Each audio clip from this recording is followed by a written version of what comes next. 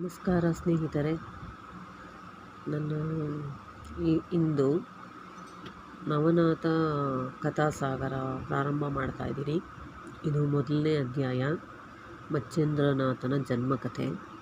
ಮೊದಲನೇ ಅಧ್ಯಾಯ ಶುರು ಮಾಡ್ತಾ ಇದ್ದೀನಿ. ದ್ವಾಪರ ಯುಗದ ಕಾಲ ಮುಗಿದು ಕಲಿಕಾಲಕ್ಕೆ ಪ್ರಾರಂಭ. ನವಯುಗದ ಹೊಸ ಚಲನವಲನಗಳ ಚೆಲ್ಲಾಟ. ಈ ಸಮಯದಲ್ಲಿ ಸುರಲೋಕದ ಸಮಾಚಾರ ನಿರೀಕ್ಷಿಸೋಣ.